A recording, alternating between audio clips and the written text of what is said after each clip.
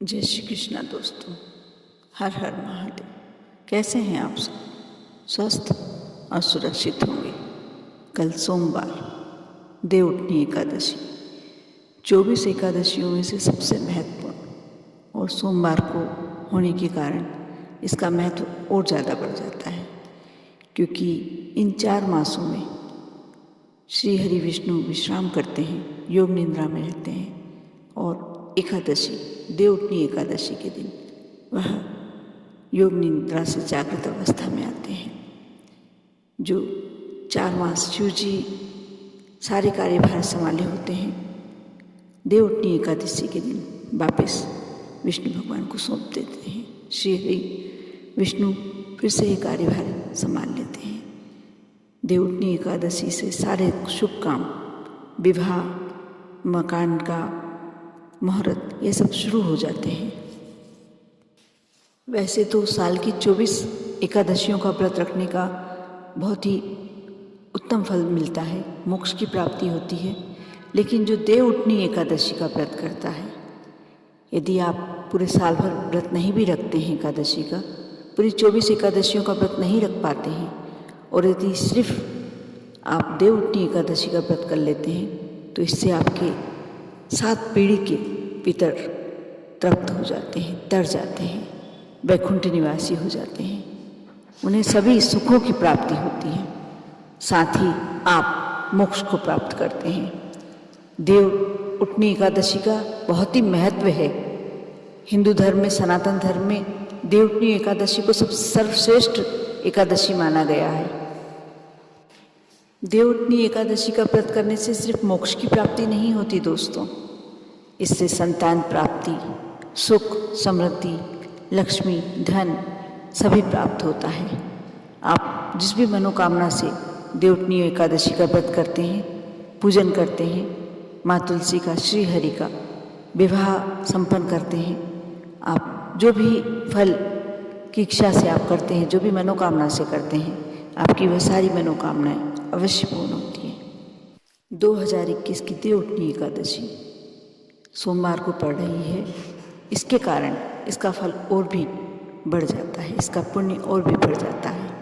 आप इस दिन देवउठनी एकादशी के दिन, जो सोमवार को पड़ रही है, 15 नवंबर को पड़ रही है, आप भोलेनाथ के मंदिर में जाकर शिवलिंग पर एक कलश में दूध ले जाएं। कलश तांबे का नहीं होना चाहिए, क्योंकि तांबे के कलश में दूध रखना निषेध होता है, यह अपवित्र हो जाता है।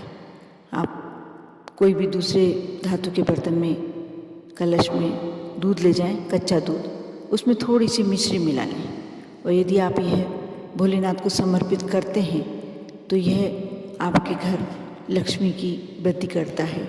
साथ ही कोई भी कष्ट या समस्याओं से आप जूझ रहे हैं, परेशान हो रहे हैं, तो सारी समस्याएं आपकी दूर करता है। दोस्तों, सोमवार का दिन भोलेनाथ को समर्पित होता है। इस दिन आप जो भी श्रद्धा से, भक्ति से, विश्वास से भोलेनाथ को समर्पित करते हैं, भोलेनाथ उसमें ही प्रसन्न हो जाते हैं, क्योंकि इनका नाम ही भोलेनाथ है। आप श्रद्धा से जाकर आप जो भी समर्पित कर सकते हैं, बेलपत्र, शमी पत्र, दूध।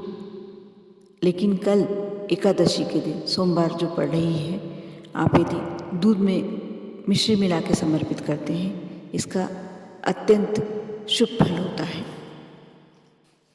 दोस्तों, भोलेनाथ ने जब समुद्र मंथन के दौरान कोई भी देवी देवता, जो विष निकला, अमृत तो सभी देवी देवता भी पाना चाहते थे, साथ ही सभी असुर अमृत पाना चाहते थे। विष जो निकला वो भोलेनाथ को दे दिया गया। जब भोलेनाथ ने उस विष का पान किया, उनने कंठ में रख लिया और उनका कंठ नीला पड़ गया। जब इसे वो नीलकंठ कहलाए।